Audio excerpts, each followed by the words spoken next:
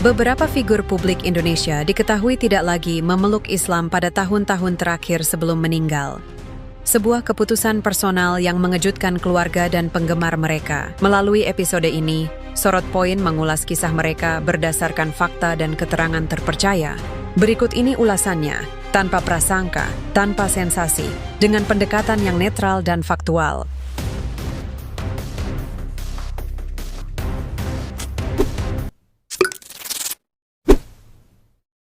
Ngomong-ngomong mau kemana kita ini? Kuburan. Hah? Tapi ente bukan setan kan?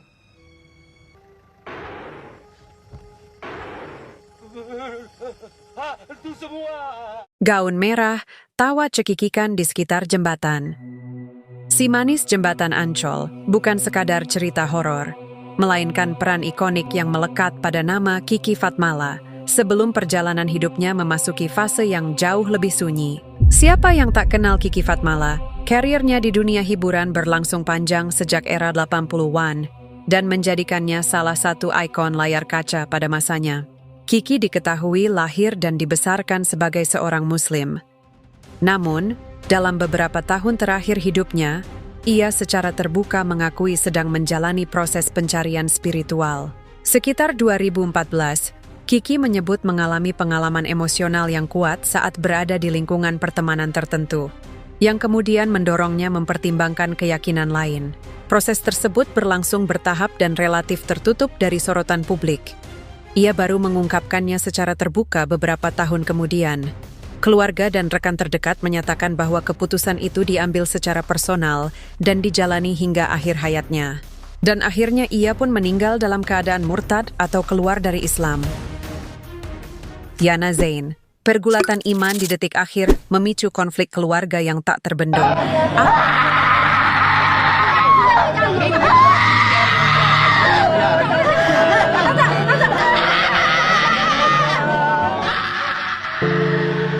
Ibunda Yana Zain yang berasal dari Rusia menangis histeris waktu menyaksikan anaknya meninggal pasca menjalani pengobatan kanker payudara selama 4 bulan di salah satu rumah sakit Guangzhou, China. Meski selama 4 bulan, Yana Zain menjalani pengobatan intensif di Modern Cancer Hospital Guangzhou dan sempat merasa membaik 80% karena tindakan seperti cryosurgery berhasil mengecilkan massa tumor utama. Namun, secara medis, kanker payudaranya sudah mencapai stadium 4 dan telah bermetastasis, menyebar ke organ vital lainnya. Kondisi kritis muncul tiba-tiba setelah kepulangannya ke Indonesia akibat komplikasi cairan di paru-paru yang menyebabkan sesak napas akut. Kelelahan pasca perjalanan jauh serta daya tahan tubuh yang sangat rendah membuat fungsi organ vitalnya menurun drastis hingga beliau mengalami koma dan wafat pada 1 Juni 2017. Di tengah suasana duka, muncul perbedaan pandangan dalam keluarga mengenai keyakinan yang dianutnya menjelang akhir hayat. Sang ibu menyampaikan bahwa Yana telah memeluk agama Kristen dan tercatat dalam identitas resminya. Sahabat dekatnya juga menyebut pernah mendengar Yana melafalkan doa dalam tradisi Kristen di detik-detik terakhirnya.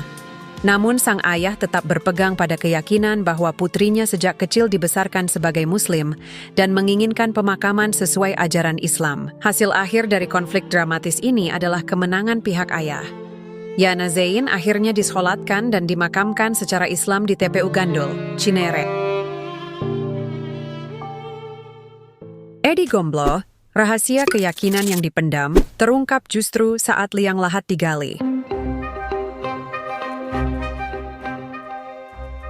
Pelawak legendaris ini dikenang lewat humor khas Betawi yang membesarkan namanya di dunia hiburan. Pelawak legendaris Edi Gomblo meninggal dunia pada 4 Agustus 2022 dengan meninggalkan fakta mengenai perpindahan keyakinannya dari Islam menjadi Kristen yang dilakukan sejak tahun 2019.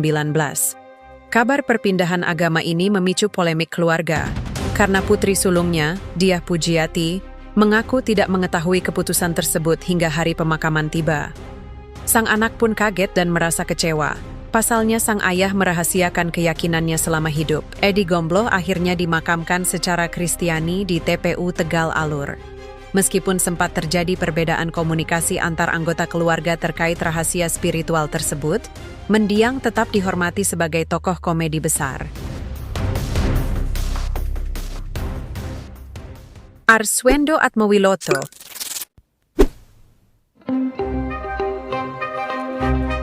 Sastrawan dan jurnalis ternama ini lahir sebagai Muslim dan dikenal taat beribadah di masa muda.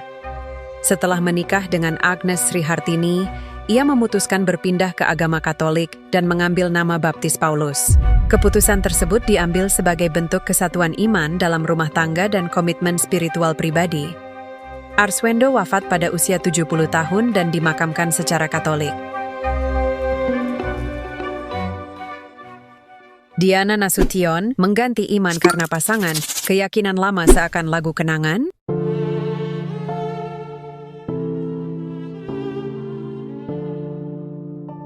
Penyanyi legendaris ini wafat pada usia 55 tahun akibat komplikasi kanker dan gangguan lambung. Meskipun sebelumnya ia berjuang melawan kanker payudara sejak tahun 2006, pihak keluarga menyatakan bahwa kankernya tersebut sebenarnya sudah dinyatakan sembuh. Namun, kondisi kesehatannya menurun drastis akibat sakit lambung parah yang dideritanya dalam bulan-bulan terakhir sebelum wafat. Selain itu, komplikasi dari riwayat kesehatannya sempat menjalar ke area tulang punggung. Kehidupan spiritualnya berubah seiring pernikahannya dengan musisi Kristen, Mingus Tahitu. Selama lebih dari 2 dekade, mereka menjalani pernikahan beda agama. Akhirnya, pada 1999, setelah melalui proses panjang, Diana resmi dibaptis. Penyanyi lagu-lagu kenangan ini meninggal dunia pada Oktober 2013. Prosesi persemayaman dan pemakamannya di TPU Tanah Kusir dilakukan secara Kristen. Ade Kurdi menukar arah sujud, pergi dalam iman yang tak lagi asalnya. Aktor senior yang dikenal lewat peran Abah dalam serial Keluarga Cemara ini wafat pada usia 71 tahun setelah berjuang melawan stroke dan tumor otak. Terlahir sebagai Muslim, Adi kemudian memilih memeluk agama Katolik sebelum menikah dengan Bernadetta Siti Resturatuti. Keputusan tersebut menjadi bagian dari perjalanan hidup dan keluarganya. Ia dimakamkan secara Katolik setelah disemayamkan di lingkungan seni yang membesarkan namanya. Kisahnya menggambarkan perpaduan antara perjalanan iman, kehidupan keluarga, dan dunia seni yang membentuk identitasnya.